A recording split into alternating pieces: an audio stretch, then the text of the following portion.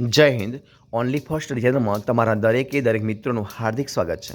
તો આજે આપણે વિડીયોમાં જોઈશું કે ટેટ 1 પરીક્ષા છે અને તારીખ પણ નજીક આવી ચૂકી છે અને પરીક્ષા પણ નજીક આવી રહી છે. તો આપણે અલગ અલગ વિડીયો બનાવી રહી છે અલગ ટોપિક પર, જેવા કે શૈક્ષણિક મનોવિજ્ઞાન છે મિત્રો, પદ્ધતિશાસ્ત્ર છે અને વિષય વસ્તુ છે. તો આજે આપણે વિડીયો નંબર 25 જે શૈક્ષણિક મનોવિજ્ઞાન છે એનો આપણે ટોપિકથી જોવાના છે. તો વિડીયો પૂરેપૂરો જોજો. તો શરૂઆત કરીએ આપણે પ્રશ્ન એકથી. તમારી સમક્ષ જો પ્રશ્ન એક મિત્રો તમારી સમક્ષ જો શું છે પ્રશ્ન કે વ્યક્તિત્વનો ઇતિહાસ એ જ વ્યક્તિત્વ તેવું કોણે કહ્યું છે?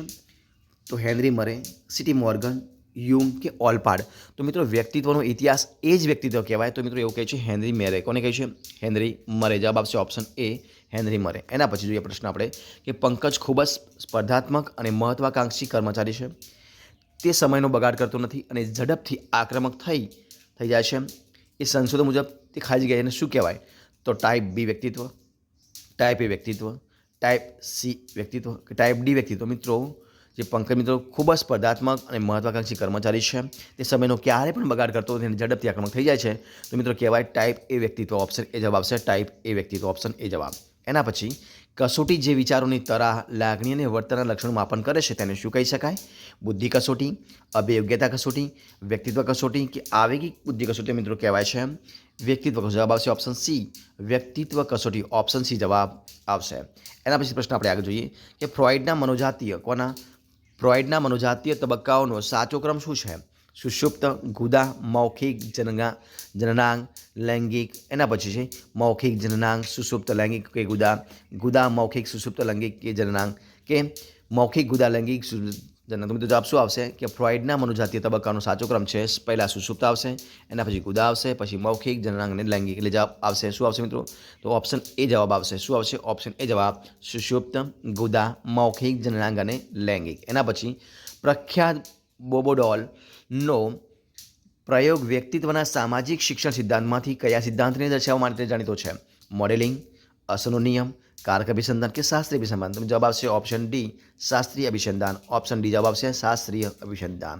હવે જોઈએ પ્રશ્ન આપણે આગળ કે એક યુવાનને સારી નોકરી જોઈએ છે પરંતુ પોતાના નાના ગામને છોડવાનો વિચાર ગમતો નથી.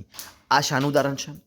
આગમન નિગમન, આગમન વિગમન સંઘર્ષ, આગમન વિગમન સંઘર્ષ, વિગમન સંઘર્ષ કે પછી ઉપરના એક પણ નહીં? તો જવાબ આવશે આગમન વિગમન સંઘર્ષ. ઓપ્શન એ જવાબ આવશે, આગમન વિગમન સંઘર્ષ. ઓપ્શન એ જવાબ આવશે. એના પછી જોઈએ આપણે કે નીચેના મનોવૈજ્ઞાનિકોમાંથી કયા એકે સ્વના અધ્યયનમાં પોતાનો ફાળો આપ્યો નથી? અહીંયા જોજો મિત્રો, નથી પૂછ્યું છે, ધ્યાનથી જોજો.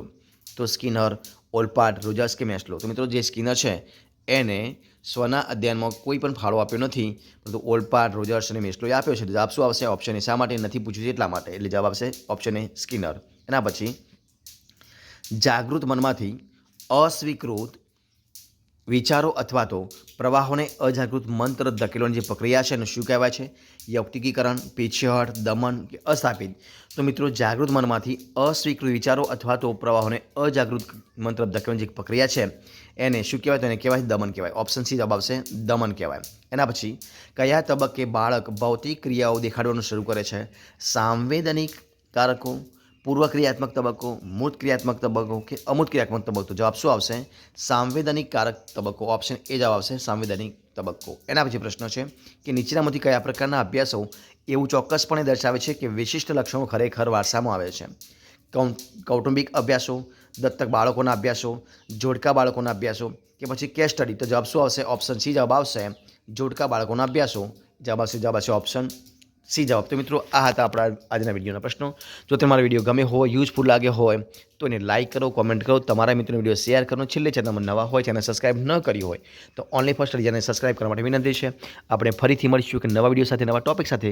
ત્યાં સુધી બની રહો. જય હિન્દ, જય ભારત, જય ગરવી ગુજરાત. Best of luck.